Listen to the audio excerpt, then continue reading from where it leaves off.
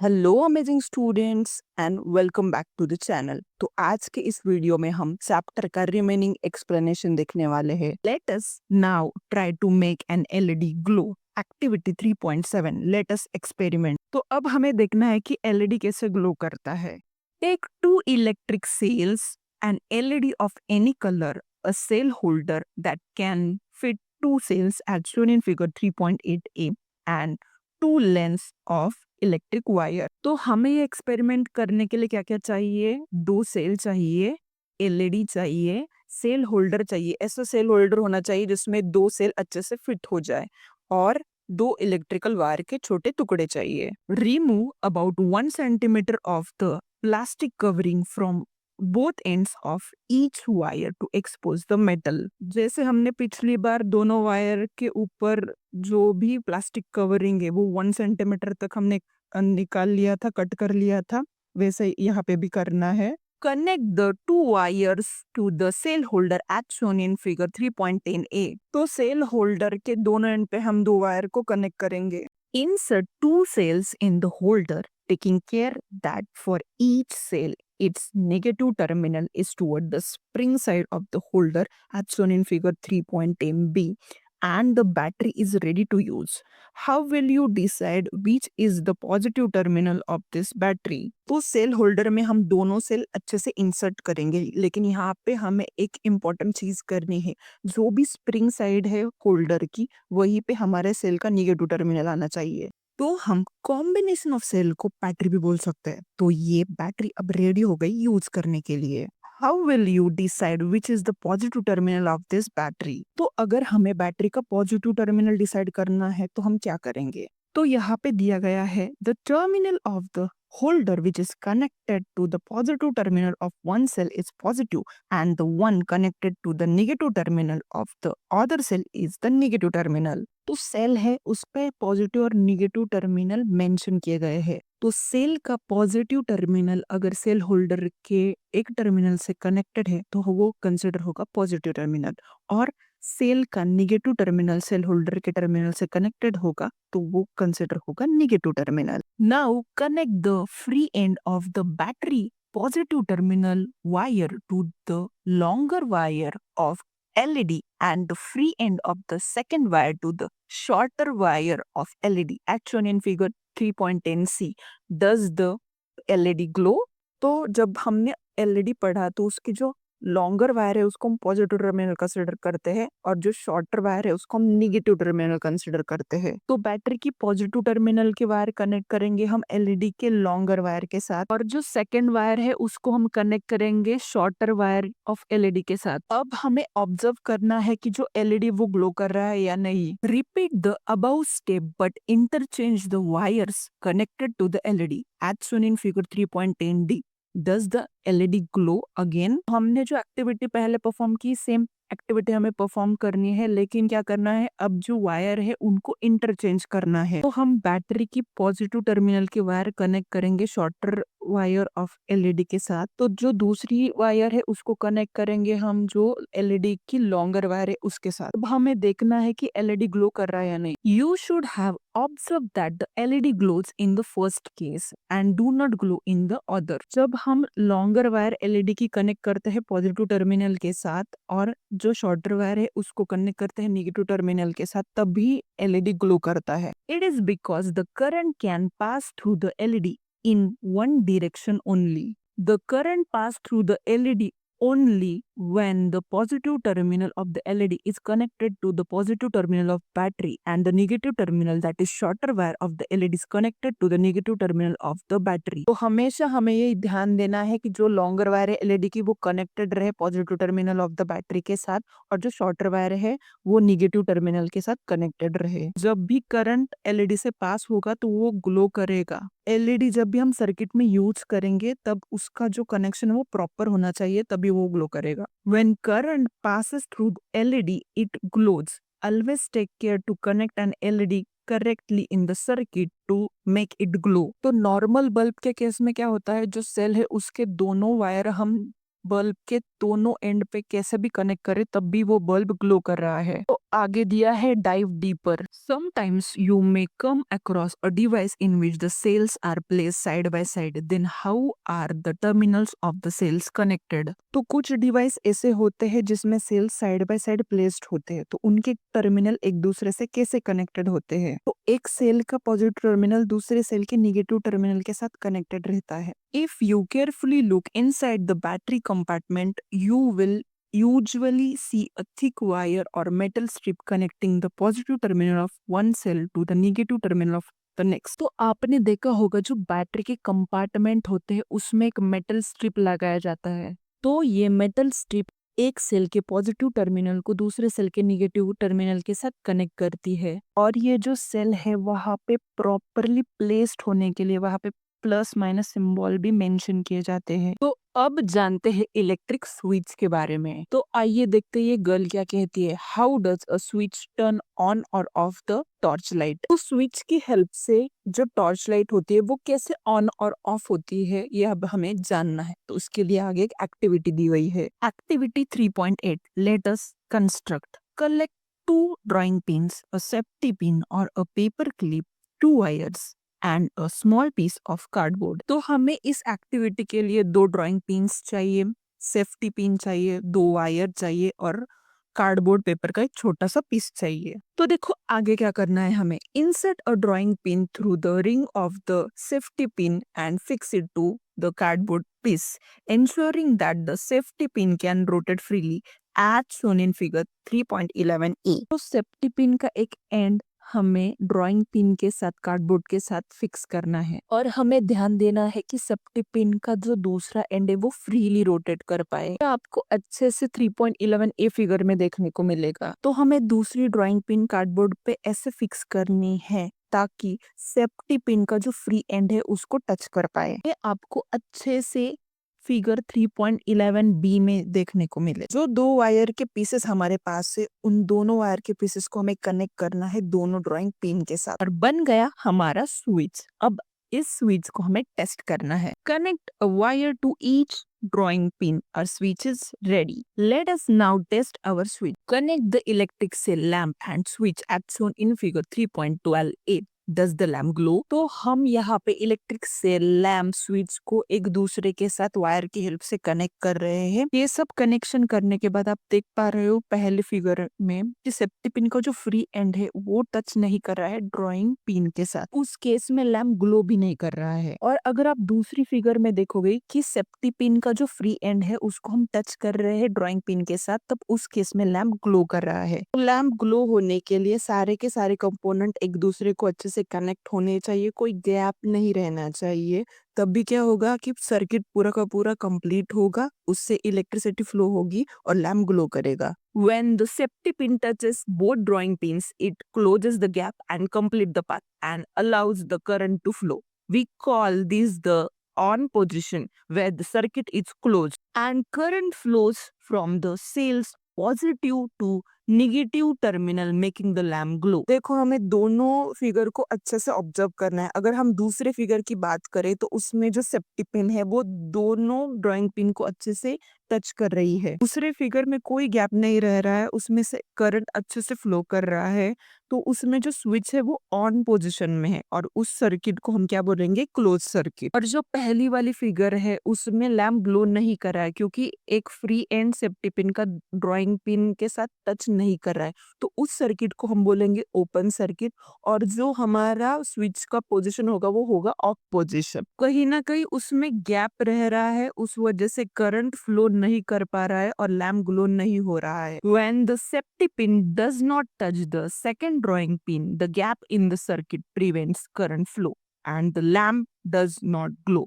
In this off position, we can say the circuit is open. Note that a switch can be placed anywhere in a circuit. A switch is a simple device that either completes और breaks circuit. तो switch का role क्या है, या तो circuit को complete करना या फिर ब्रेक करना। तो पहले फिगर में सर्किट ब्रेक हुआ है, उसकी वजह से क्या हो रहा है कि जो लैंप है वो ग्लो नहीं कर पा रहा, और दूसरी फिगर में सर्किट कंप्लीट हो रहा है, अच्छे से करंट फ्लो हो रहा है और जो लैंप है वो ग्लो कर रहा है। The switch is used for light and other devices at home work the same way though they are design differently. हमारे घरों में जो भी इलेक्ट्रिकल अप्लायंसेस है उनके जो भी स्विच है उनका भी सेम रोल है, या तो सर्किट को कंप्लीट करना या फिर सर्किट को ब्रेक करना, सिर्फ उनको थोड़ा सा डिफरेंटली डिजाइन किया गया है। तो आगे बात करते हैं सर्किट डायग्राम्स की। The various components of an electrical circuit can be represented by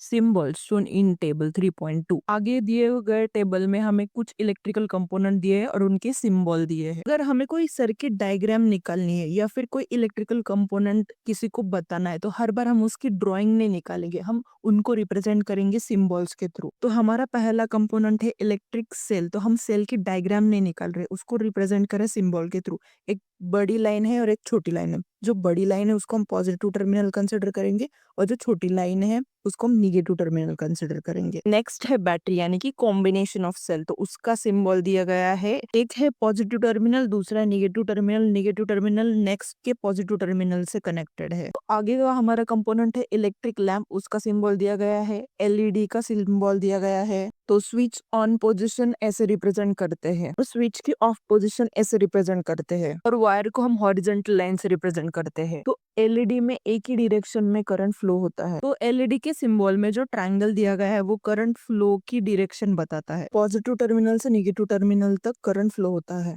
in the symbol for an LED the triangle points to the direction in which the current can flow. The two arrows indicate that light is emitted by an LED. By using symbols to represent electrical components, it is easier to draw and understand electrical circuit. A representation of an electrical circuit using symbols is called its circuit diagram. तो electric circuit को हम symbols के through जब भी represent करते तो उसको हम बोलेंगे सर्किट डायग्राम। आपको आगे सर्किट डायग्राम्स दी गई है। तो figure 3.12a and figure 3.10c में जो भी इलेक्ट्रिकल सर्किट है उनकी अगर सर्किट डायग्राम निकाली जाए तो उन्होंने जो आगे दो डायग्राम्स दी है वो वैसी बनेगी, जिसमें incandescent lamp, LED, battery, cell, switch, इन सब को हम सिंबॉलिकली रिप्रेजेंट कर रहे हैं। तो हमने टेबल 3.2 के थ्रू इलेक्ट्रिकल कंपोनेंट के सारे सिंबल देखे। एग्जाम में अगर आपको सर्किट डायग्राम ड्रॉ करने को बोला जाए तो सिंबल के थ्रू आप वो रिप्रेजेंट कर सकते हो। तो आगे देखते हैं dive deeper. International organisations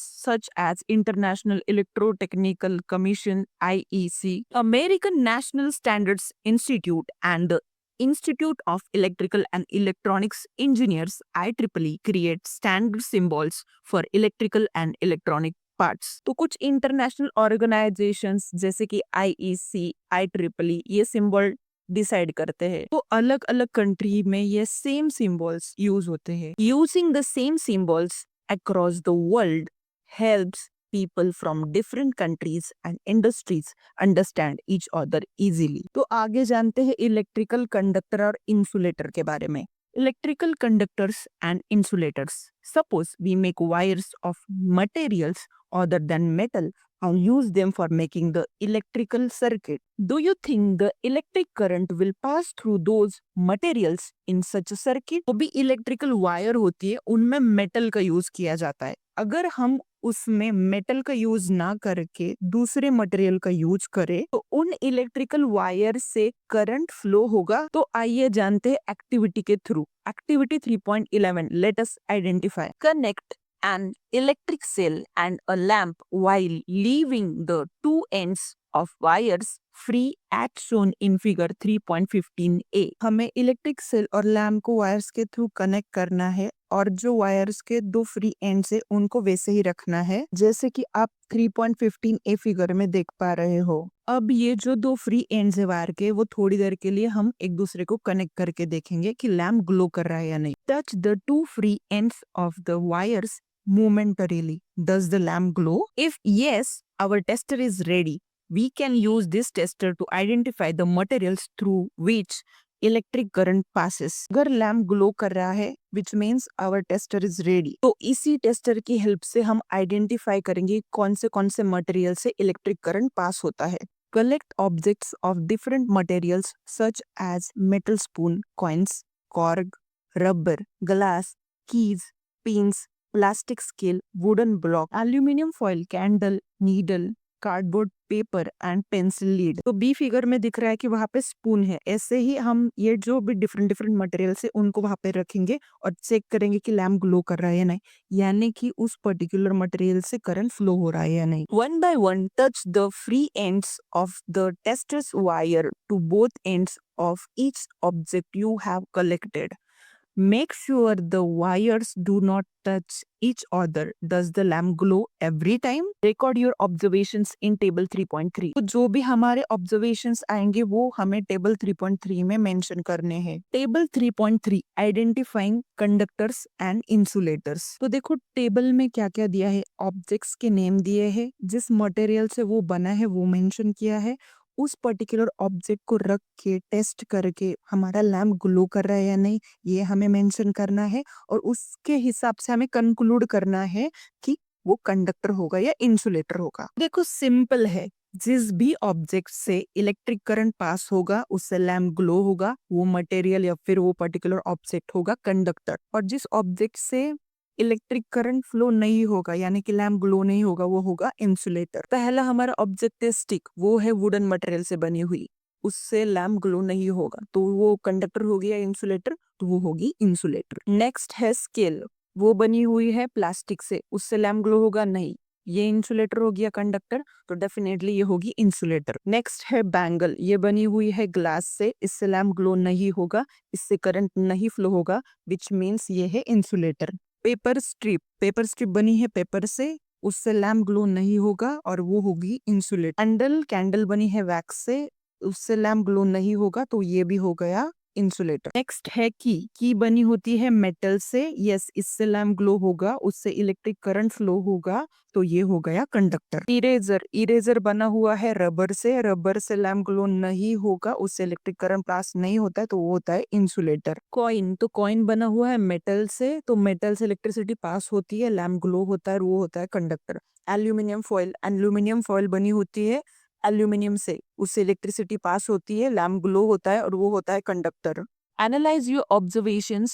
Did the lamp glow for all materials? The lamp glows for some materials only. This means that electric current can pass easily through some materials but not through others. हमने क्या observe किया कि सारे material से lamp glow नहीं कर रहा है, कुछ ही मटेरियल से लैम्प ग्लो कर रहा है क्योंकि उन्हीं में से इलेक्ट्रिक करंट पास हो रहा है। The materials through which electric current can flow easily are called good conductors or conductors of electricity. The materials through which current cannot pass through are called insulators or poor conductors of electricity. तो जिन material से electric current easily pass होता है उन्हीं को हम क्या बोलते हैं, गुड कंडक्टर्स या कंडक्टर्स ऑफ इलेक्ट्रिसिटी। और जिन मटेरियल से करंट पास नहीं होता यानी इलेक्ट्रिसिटी फ्लो नहीं होती उनको हम पुअर कंडक्टर्स ऑफ इलेक्ट्रिसिटी बोलते हैं या फिर इंसुलेटर्स बोलते हैं। Based on observations you have recorded in table 3.3, conclude which materials are conductors of electricity and which are insulators. Note in the table 3.3. From your conclusions in table 3.3, you would have realized that materials are conductors of electricity and thus are used for making wires. तो जो भी materials table 3.3 में दिए गए हैं उनमें से हमने डिफरेंशिएट किया कि कौन से कंडक्टर्स है और कौन से इंसुलेटर्स है। इन सब से एक ही कंक्लूजन निकलता है कि जो मेटल्स होते हैं वो कंडक्टर्स ऑफ इलेक्ट्रिसिटी होते हैं, तो हम वायर्स को बनाते वक्त कंडक्टर्स को ही यूज करते हैं। नेक्स्ट देखते हैं dive deeper. Silver, copper and gold are the best electrical conductors, however for making electrical wires mainly copper is used due to its comparatively lower cost and abundant supply. Different types of electrical wires are used for different uses. Silver, copper और gold ये best electrical conductors है। ज्यादातर wires में copper का use किया जाता है क्योंकि उसकी कॉस्ट कम है और वो ज्यादा मात्रा में पाया जाता है। तो डिफरेंट यूजेस के लिए different types of electrical wire का यूज किया जाता है। From table 3.3 you would have also realize that plastic, rubber and ceramic are electrical insulators. Have you now understood why wires are covered with those materials? तो हमने table 3.3 से देखा कि plastic, rubber, ceramic ये electrical insulator से यानी कि इससे जो करंट है वो फ्लो नहीं होता। अब भी मेटल की जो वायर्स होती है उनको कवर करने के लिए इंसुलेटर का यूज किया जाता है क्योंकि जो भी इलेक्ट्रिक करंट उससे फ्लो हो रहा है उससे हमें शॉक ना लगे। Conductors and insulators are both important. Electrical wires, switches, connectors of plugs and sockets are made of conductors. Insulators like rubber, plastics, and ceramics are used to cover wires, plug tops, and switches to protect people from electric shocks. तो electrical wire switches ये जो होते हैं वो conductors के बने हुए होते हैं और उनको कवर करने के लिए रबर, प्लास्टिक ऐसे इंसुलेटर का यूज किया जाता है। तो ये जो स्विचेस होते हैं या फिर वायर्स होते हैं उनको कवर किया जाता है इंसुलेटर से ताकि हमें कोई शॉक न लगे। तो कंडक्टर्स और इंसुलेटर दोनों का अपना अपना यूज है, दोनों इम्पोर्टेंट है। तो आगे क्वेश्चन दिया गया है, our body is a conductor of electricity. Electric current pass through our body may cause severe injury or even death. Always handle electrical appliances with care. Never touch switches or plugs with wet hands or use electrical devices in wet areas or handle equipment with damaged insulation or broken plug. हमें electrical appliances को carefully use करना चाहिए। कोई भी equipment है उसके wire का अगर इंसुलेशन यानी कि ऊपर का कवर निकल गया हो या फिर कोई ब्रोकन प्लग है तो उसको टच नहीं करना है क्योंकि उससे आपको शॉक लग सकता है, क्योंकि हमारे बॉडी से इलेक्ट्रिक करंट पास हो सकता है और उससे हमें कोई इंजरी भी हो सकती है। तो जब भी हम इलेक्ट्रिकल अप्लायंसेस को यूज करें तो उसको हमें बहुत केयरफुली यूज करना चाहिए। तो आगे देखते हैं dive deeper. Have you ever wonder how the electricity from a cell or battery is different from the electricity coming from a wall socket? तो जो इलेक्ट्रिसिटी हम सेल या बैटरी से लेते हैं और जो इलेक्ट्रिसिटी हम जो हमारे घरों में वॉल है उसमें जो सॉकेट्स या फिर जो बोर्ड्स है उससे जो हम इलेक्ट्रिसिटी लेते हैं उन दोनों में डिफरेंस है। Electricity from batteries usually powers small devices and is of a type called direct current DC. In contrast, the electricity from power plants that come to the wall socket is known as alternating current AC and can run larger appliances. तो जो electricity battery से हमें मिलती है उनको हम use करते हैं छोटे डिवाइसेस को चलाने के लिए और वो जो टाइप होता है वो होता है डायरेक्ट करंट यानी कि डीसी। तो जो इलेक्ट्रिसिटी पावर प्लांट से हमारे घरों में लगे हुए सॉकेट्स या फिर इलेक्ट्रिकल बोर्ड तक आती है वो होता है अल्टरनेटिंग करंट यानी कि एसी। तो इस इलेक्ट्रिसिटी का यूज हम जो हमारे घरों में बड़े बड़े अप्लायंसेस है उनको चलाने के लिए यूज करते हैं, जैसे कि फ्रीज हो गया, गीजर हो गया, एसी हो गया, वॉशिंग मशीन हो गया। तो इसी के साथ हमारे चैप्टर का एक्सप्लेनेशन होता है खत्म। तो डियर अमेजिंग स्टूडेंट्स, अगर वीडियो पसंद आया हो तो वीडियो को लाइक जरूर कीजिए और चैनल को सब्सक्राइब कीजिए।